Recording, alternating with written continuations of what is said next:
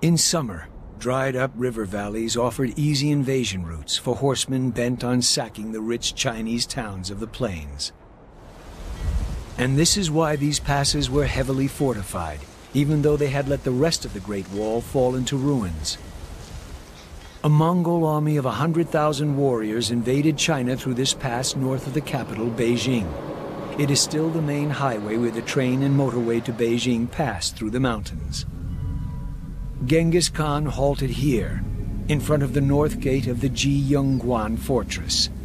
The Chinese pierced the ground in front of the gate with spikes to slow down the Mongol hordes, and sealed the great gate of the fortress with iron to prevent it from being opened. After a month of stalemate and no sign of weakening in the fortress, Genghis Khan decided to outflank it. He sent a team of soldiers through the hills, where the Chinese at this stage had not maintained the wall, and came from behind the fort. By the time the Chinese army realized what was happening, it was too late. The Mongols were swarming through the plain, attacking Jiyongguan from the rear.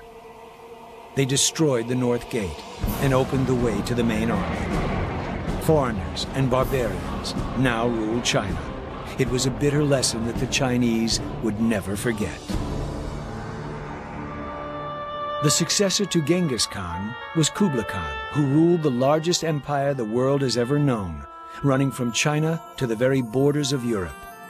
And he had no need of a great wall. He controlled it all. This is when the famous traveler Marco Polo visited China and wrote his famous book on his experiences. Many people have wondered why he never once mentioned China's most famous monument, the Great Wall. It's simple. The Great Wall was in such ruins by his time, it wasn't worth mentioning.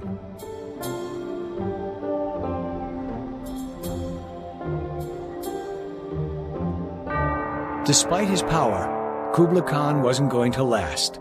The Chinese still viewed their Mongol rulers as invading barbarians.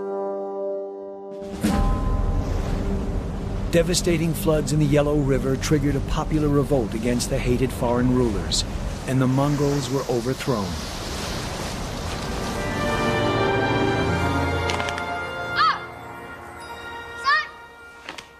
They were replaced by a Chinese dynasty, the Ming, who were determined that the mistakes of the past would not be repeated.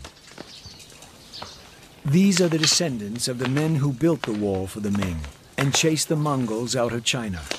They are proud of their ancestors, men and women who built and defended the last great wall of China. That's why these farmers in a remote village still perform martial arts every morning before heading off to work in the fields.